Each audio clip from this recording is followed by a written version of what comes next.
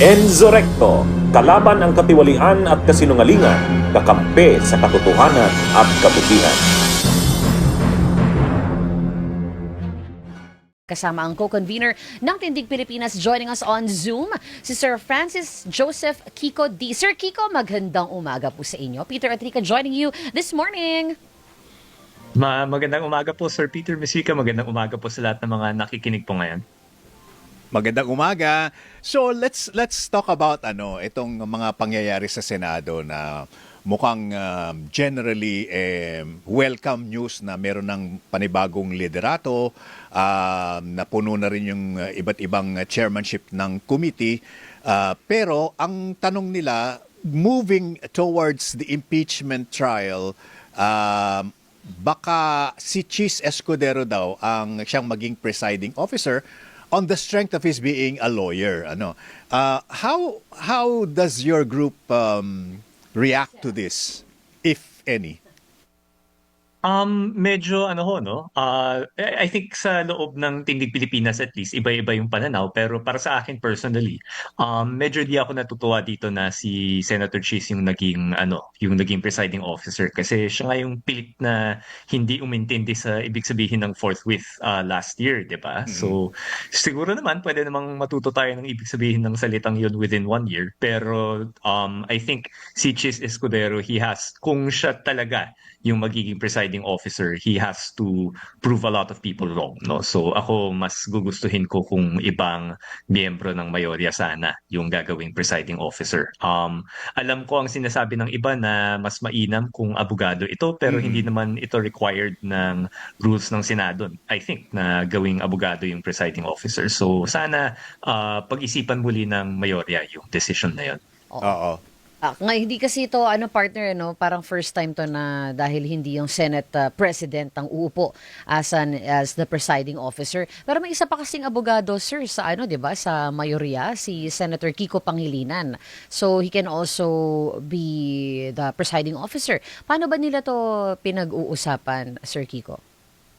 So I wouldn't know, no? Syempre, it's among the senators yung nag-uusap. Again, ako personally, di hamak na mas prefer ko si Senator Kiko na maging presiding officer. Pero narinig ko rin naman na may punto de vista na medyo maganda rin kasi na meron kang abogado rin na taga-interpolate, no? So between the majority and minority. So sa minority natin, 3 ata yung abogado, and then sa majority, 2 sila. So yung choice talaga is, would you prefer na ikaw yung presiding officer, na ikaw yung didikta kumbaga, or di naman magdidikta, pero kayo yung magpapadaloy dun sa titimon. pagtingin. Pero wala ka masyadong input sa mga nangyayari, or prefer mo ba na mas may input ka sa nangyayari? So, kanya-kanyang preference yan. Para sa akin, unique na kapangyarihan yung pagiging presiding officer, na hindi ko talaga yan uncomfortable talaga ako na ini-entrust yan kay Senator Chis. Pero kanya-kanyang, in the end, yung mayorya yung makipag-usap dyan. Pero at least kung 2 cents ko yung tinatanong, I think bad idea na gawing presiding officer si Senator Chis. Right. Okay. So to be fair, hindi pa naman yan final and official, pero at the same time, marami nang nagtatanong kung yun na ba talaga ang choice, or the most expedient, sabi nga nila, choice. Kasi nga, kung hindi abogado yung siyang titimon or siyang magiging presiding officer doon sa impeachment trial, baka daw medyo matatagalan at kukonsulta pa sa abogado, all the legal technicalities. Kahapon, Sir Kiko, meron akong nabasa na Okta Research survey results. Ito, magandang pag-usapan ito . At lumalabas na fewer than 2 out of 10 Filipinos believe that Sara impeachment will be decided by evidence. Your reaction to that? Well, actually, I think napag-usapan namin ni Ms. Rica to dati, di ba? Na on the one hand, nakababahala yun. Kasi sa anumang korte, mahalaga dapat yung ebidensya. Hindi dapat base sa vibes lang o base sa trip lang yung decision ng isang korte at kasama dito yung impeachment court. So, mababahala talaga ako kung walang kinalaman sa ebidensya yung magiging hatol ng yung magiging boto ng ating judges. Gayon din, sadyang political process din yung impeachment. So, maintindihan ko rin kung hindi ebidensya lang yung basehan ng mga hukom, pero mahalaga rin dito yung public opinion, kung paano tatanggapin ng publiko yung decision nila. Kasi in the end, di gaya ng ibang mga mahisrado natin sa Korte Suprema o ibang mga korte, yung mga senator judges natin ay babalik sa taong bayan para sa kanilang re-election. No? So hindi maiiwasan, and in fact, tingin ko sadyang intent ng mga bumuo ng ating constitution na gawing political process itong impeachment dahil yung pinatutungkulan nito ay impeachable, ay elected din through a political process yung vice president, no? So definitely hindi pwedeng ibaliwala o hindi tama na ibaliwala yung ebidensya sa pagdinig, pero tingin ko not necessarily a bad thing na Aha. didinggin ng ating mga public official, ng ating mga senator judges yung public opinion, dahil kailangan din nilang kumbinsihin yung taong bayan na dapat talagang tanggalin sa pwesto si Sara Duterte. At ako bilang isang dating complainant sa impeachment ni kay VP Sara, bilang isang tao na nakita ko yung ebidensya laban sa kanya, tingin ko kaya namang kumbinsihin ng prosecution yung taong bayan, hindi lang yung mga senator judges kundi pati na rin yung taong bayan dito sa merits ng impeachment case nila. Nung nagsimula tong shifts of power dito sa loob ng Senado, Sir Kiko, marami yung nag-isip talaga na baka kasi gustong harangin itong impeachment. That's one of the reasons that we've been thinking of why nagkakaroon ng iba't ibang shift to transfer of power sa mga senador natin. Ngayon naman ang pinag-uusapan ay yung bilang ng maaring bumoto, dahil supposedly ang benchmark for conviction ay 16 votes. That is if may 24 senators tayo. Pero ngayon na nakapiit ang isa ay nawawala, pinag-uusapan, kailangan pa rin ba maging 16 ang bilang or should it go lower dahil nga yung dalawa wala na? Do you think this is something important we should talk about? Actually, medyo just with yung ibang mga kasama ko kagabi, pinag-usapan din namin ito eh. I have to review yung mismong wording sa Constitution before having a firm opinion. Pero base sa mga naobserbahan ko, correct me if I'm wrong, no? Pero yung dalawang panig naman sa mga senator judges, both the majority and the minority, ay mukhang sumasang-ayon na 16 pa rin. Kung di ako nagkakamali, Correct, sinabi oo. ni Senator Lacson, kung di ako nagkakamali, na Yes. para sa kanya ay 16 pa rin yung bilang. And I don't think magdi-disagree yung minority na hindi, dapat 14 yan. No? So, kung ang lahat ng senator judges natin ay sumasang-ayon na 16, malamang sa malamang 16 pa rin yung bilang. That said, di talaga ako eksperto dito. I have to review kung ano yung nakasulat sa ating saligang batas, and susubaybayan din natin yung panig ng ating mga senator judges. Pero para sa akin sa ngayon, mukhang 16 pa rin talaga yung bilang. Mhm. Ang hindi as always, hindi na naman nagpakita ang Vice Presidente dito sa impeachment laban sa kanya, which she has done for the past din naman, no? Sapat na po ba para sa grupo ninyo na ang legal team lamang ng Vice Presidente ang mag-a-appear pag nagsimula na talaga finally ang ating impeachment trial? So I think yung definitely hindi kami natuwa na hindi siya nagpakita doon sa Committee on Justice, kasi kung talagang meron siyang malinaw na ebidensya na mag-aabsuelto sa kanya, baka hindi na tayo tumuloy dito sa impeachment trial, no? So kung talagang may kumpiyansa siya sa ebidensya niya, sinasayang niya oras ng taong bayan, bakit umabot pa tayo rito? Ngayon, yung hindi siya nagpakita sa pre-trial, I don't think masyadong issue yun sa typical na, kasi very halos administrative lang yung ginagawa sa pre-trial, no? Yung mga tintukoy lang nila kung ano yung Exhibit A, Exhibit B, yung mga naririnig Yeah. natin sa mga cases, o kung sa media man o sa balita, yun lang yung pinag-uusapan doon. So I don't think necessary naman na magpakita si VP Sara doon.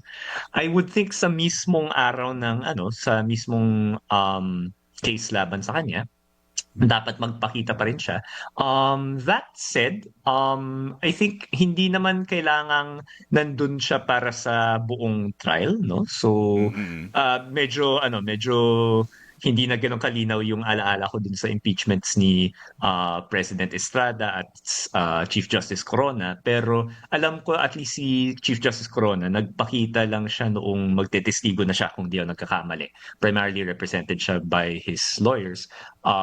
Gayon din yung I don't think nagpakita si President Estrada dito sa mismong impeachment court. So I would say na basta at least di gaya ng Committee on Justice, at least dito sa Senado, nagpa-participate na nga at least yung legal team ni VP Sara kasi sa Committee on Justice talagang wala siyang participation whatsoever, no? So at least yung kung ang representatives niya ay nandyan, at least masusubukan yung theory of the case ng panig ni VP Sara ng maayos at magkakaroon ng malinaw na debate tungkol sa ebidensya.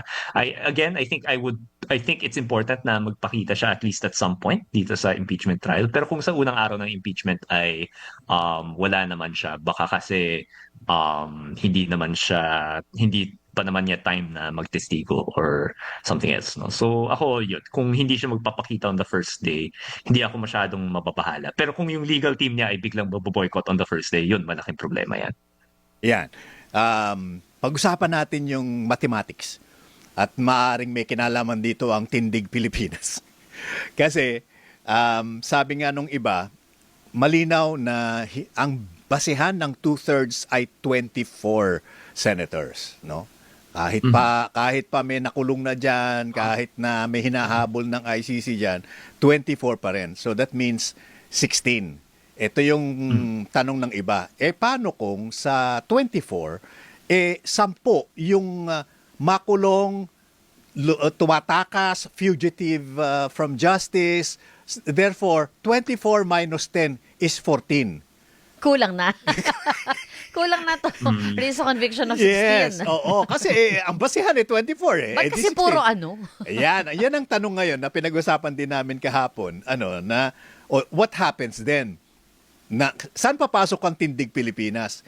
Hindi kaya dapat meron ng isang individual o organisasyon na pumunta na sa Korte Suprema at sabihin na hindi dapat na ganun pa rin ang maging basihan sa pagdetermina ng 2/3 to convict or to acquit in an impeachment trial. Ano palagay niyo, Sir Kiko? That makes sense, no? So again, ang panig ko dito sa 16 ay hindi ako 100% na forever yung 16, no? Ang napansin ko lang ay yung dalawang side ng Senate ay dalawa silang nagsasabi na 16 pa rin siya. So again, di ako abogado, di ako eksperto sa ating saligang batas at hindi ako senator judge, so hindi ako yung naatasang mag-aral dito. So I have to double check din kung ano mismo yung nakasulat sa saligang batas, kung pwede siyang i-interpret na pwedeng pumaba sa 16 yung bilang, no? That being said, kung talagang strict yung 16, I think una, hindi ko may pagkakait sa ating mga framers ng saligang batas na hindi nila na-imagine na gantong karaming mga senador natin na hinalal ng taong bayan Tama. yung masasangkot sa iba't ibang mga kaso, sa corruption man o sa crimes against humanity. So, I think, one, parang I can't blame them na hindi nila na-imagine yung ganitong scenario. Pero yun, I think tama na din naman po yung punto niya, Sir Peter, na kung talagang untenable yung sitwasyon na less than 16 yung magiging hukom natin sa less than 16 yung magiging senator judges natin, pero kailangan ng 16 para ma-acquit. Kailangan ng 16 para ma-convict. Sure acquit na yun kung sakali. So I think it stands to reason na merong maghahain ng complaint. Pag ganun, iintindihin ko muna kung may standing ang mga original complainants to file that complaint sa Supreme Court o kung dapat mismong galing sa Senado yung complaint. Kasi sila naman ang pwede nilang punto de vista ay hindi namin magampanan yung trabaho namin dahil sa kasalukuyang interpretasyon ng saligang batas. So, I think definitely kapag umabot sa ganung punto, sang-ayon ako, dapat may mag-file sa Korte Suprema. Pero kagaya ng nakita po natin a few weeks ago, no, na yung isang court case na nag-compel sa Senado na nung nag-absent sina Alan Peter Cayetano, tapos may isang naghain ng kaso sa Korte Suprema to compel the Senate Yeah, yeah. to convene, ay ginunk yung kaso na yun dahil walang standing yung nagreklamo. So I think yung first question ko is kung magiging involved yung kahit sinong civil society group sa ganung sitwasyon, ay may standing ba talaga kami to file the case, or dapat ba manggaling sa mismong mga senador yung kasong yun? Don't you find that quite unfair na kailangan may standing ka muna bago ka punta sa Supreme Court?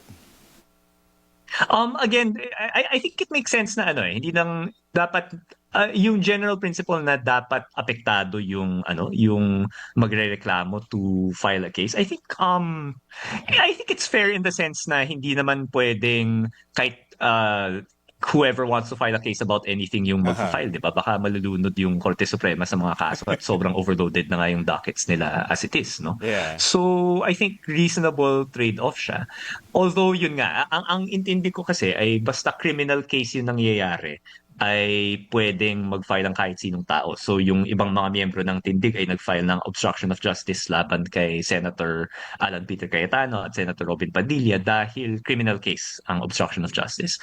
Itong kaso na 16, yung sa bilangan, I'm not sure kung may interpret natin yan as a criminal case. So, kung hindi siya criminal case, kailangan may standing, in which case, yun, kailangan linawin lang kung sino yung pwedeng mag-file. Pero I would hope and I would think na kung gustong gawin ng ating Senado yung tungkulin nila, I guess that's not the strongest assumption base sa mga Yeah. nangyari ng mga nakaraang linggo. Pero kung gusto nilang gawin yung tungkulin nila at humarap sila sa ganung problema na imposible nang magkaroon ng conviction mathematically, I would hope na sila na mismo yung magdadala ng kaso sa Supreme Court.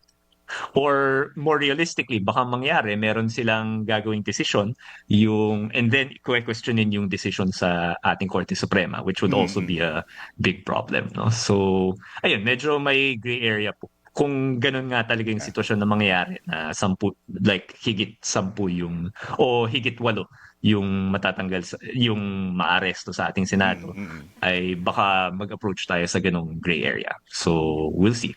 Such a funny thing if that ever happens, no, na yung lawmakers natin on the Senate, more than half ay maaring maaresto dahil may mga kaso at investigasyon. Anyway, last question So, na, sir.